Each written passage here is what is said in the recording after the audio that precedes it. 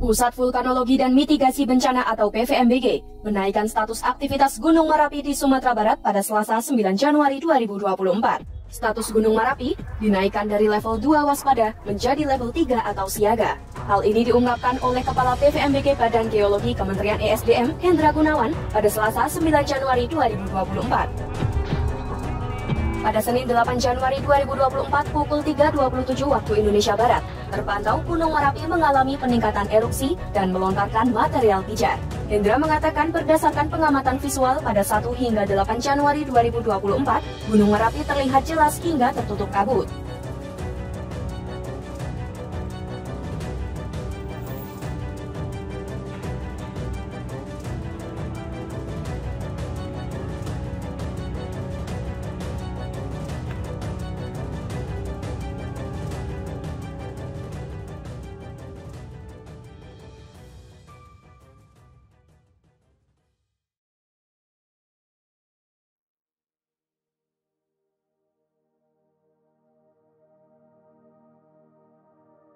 Jadi di Indonesia itu ada ratusan gunung berapi dan beberapa ada pos pantaunya.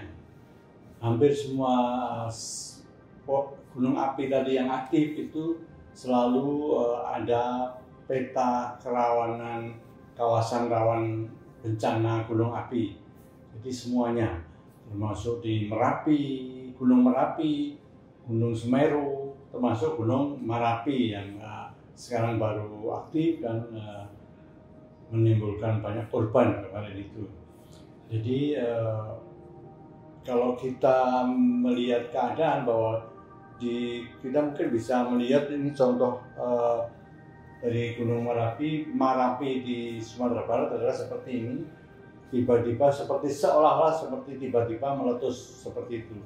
Padahal sebetulnya PVMBG bagian yang membuat peta kawasan rawan bencana di situ, dia sudah menetapkan kawasan di situ adalah ada KRB 3, 2, 1. 3 itu ada di sekitar puncak sampai radius 3 km. Jadi sudah ditetapkan seperti itu. Nah, ini 3 km. Nah, kemudian di situ juga disebutkan bahwa ada status gunung berapi itu ada status.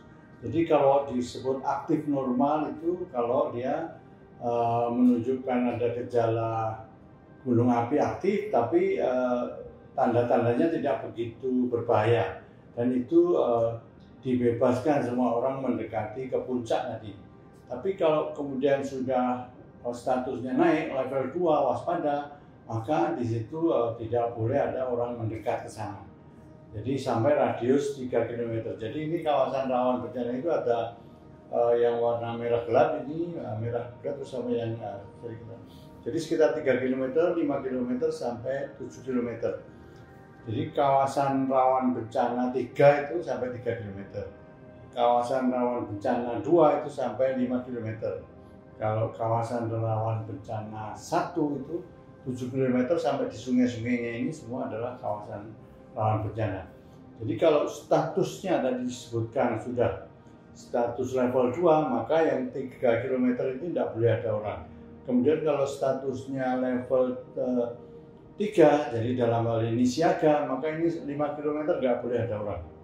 Terus kalau statusnya sampai sudah awas level 4, maka ini semua orang harus mengungsi di daerah seluas ini.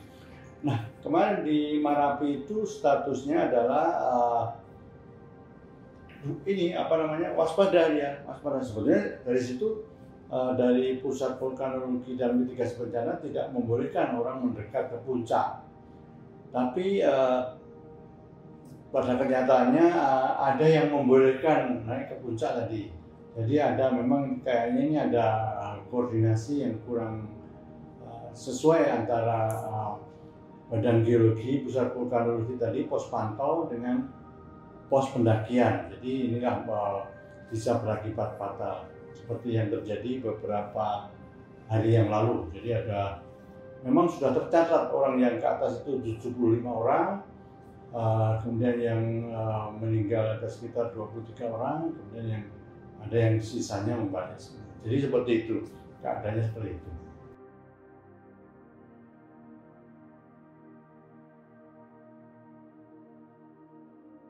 Jadi karena ini sudah ada pos pantau yang selalu memantau, mestinya pos pantau ini mempunyai peranan yang sangat penting, dan masyarakat di situ, pemerintah daerah, kemudian badan-badan yang lain yang ada di situ semua harus mengikuti apa yang disebutkan dari pusat pos pantau yang ada di situ. Jadi kalau misalnya disebutkan tadi kawasan itu statusnya waspada, walaupun itu sejak 2011, karena belum dicabut kawasan waspada, ya itu tetap waspada. Artinya orang tidak boleh mendekat sampai ke puncak sampai radius 3 km ini. Jadi itu harus dipahami oleh semua orang, karena memang kita tidak tahu kapan perubahan dari level 2 menjadi siaga, terjadi letusan tadi. Itu kita tidak bisa ketahui langsung. Semua berasal dari alat-alat yang ada di pos pantau tadi. Ini sebagai contoh yang sebut juga sangat bagus. Itu adalah pada waktu Gunung Kelut 2014. Nah, dia disebutkan dia siaga, tapi itu jam 20 malam. Nah, kemudian terjadi letusan sekitar jam 10 malam. Jadi hanya sekitar 2 jam. Puluhan ribu orang harus turun bersama-sama mengungsi. Nah, itu memang sesuatu yang lain. Artinya memang kalau kita disebutkan siaga ataupun waspada, ya semua harus mematuhi itu lah. Karena ini satu-satunya yang memeriksa, misalnya mengamati dengan detail di daerah itu. Mungkin demikian. Jadi semua orang mestinya harus belajar dari berbagai macam kejadian yang ada di sekitar kita, seperti gunung berapi tadi.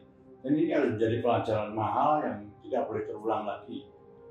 Dan juga harus dipahami oleh semua orang bahwa pada saat seperti itu kita tidak bisa bergerak, karena memang posisi di daerah puncak itu kadang-kadang sebagian besar itu tanahnya masih lepas. Jadi misalnya kita mau lari dengan kencang itu tidak bisa, pakai sepeda motor, pakai tidak bisa. Jadi istilahnya itu sangat merepotkan lah untuk lari. Dan itu seperti tidak ada perlindungan sama sekali. Jadi tadi kita sangat berharap kepada semua orang, kalau di situ ada pos pantau, ya kita mematuhi pos pantau apa yang dikatakan oleh pos pantau. Demikian.